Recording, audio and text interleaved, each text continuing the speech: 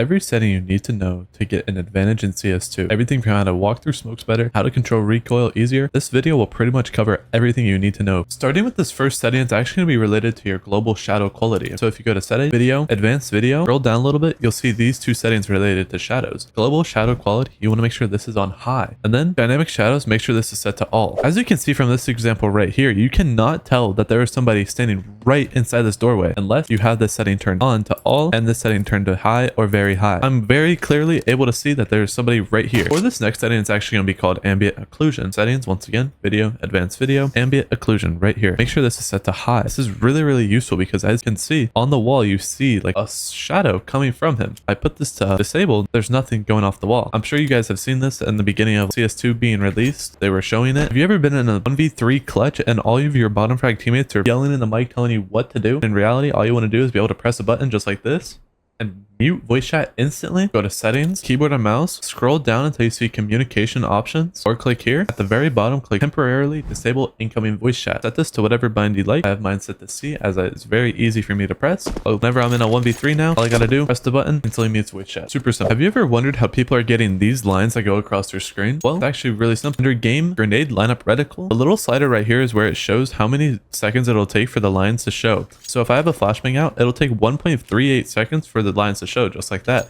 However, if I put it to 4, it'll take 4 seconds now. So I just put it to 5. 1, 2, 3, 4, 5. Now they should show up. I suck at counting. Then you're able to throw. Obviously, don't throw that flash. That flash is terrible. Are you confused on how people have bullet tracers in first person? It's actually a setting inside the game. Go to game, under item, scroll down, first person tracers, put this to enabled. This will make it so you're able to control how your spray is going. Also be able to adjust way easier whenever you're running gunning with the Mag 10 or MP9. Makes it super easy to see where your bullets are actually going, where they are, especially from a long range.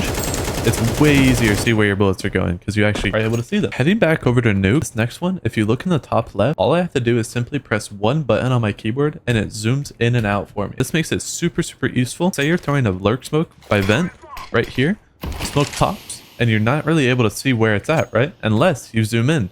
Now you can easily find the vent, go inside of it, super easily without having to gamble basically where you're at in the vent. Just like this. Makes it really hard to tell where I'm at until I zoom in. There's the vent. Go straight forward just like that. Settings, radar, scroll down. Then there's going to be a little thing right here. Click it, toggle radar zoom. Put this to whatever you feel is best. I have mine set to Z or Z, wherever you're from. It's Z for zoom. Are you tired of having that one no-comm teammate that's literally just spamming the ping button every single round? Well, there's actually a setting. Thank you, Valve. Go to communication at the top and go to player pings. Make sure this just says display without sound. Now your teammates are able to still ping, you'll still get info, and you won't be annoyed by that annoying ping. Did you know you can actually disable the silencers on the M4A1S and the USP? If you look at the bottom of my screen, whenever I try to right click, removal of the silencer is disabled. Enable it in settings. So go to game, scroll down until you see it'll be under item, detached silencer on M4A1S and USP. Put this to disabled. I don't know why it's not set to this by default. Now whenever you're fighting somebody, you won't accidentally try taking your silencer off. Speaking of radar settings, actually another really useful one is if you turn on radar zooming dynamically. Put this to yes. This makes it super easy to tell what's going on the other site that your team is playing. So for example, if you look top left, a bot right here, I run all the way over to A, you see that the radar is actually zooming in and out depending on how far away I am. I could go over here and it still shows what my teammates got going on. It even changes whenever I'm on him. I press the zoom in key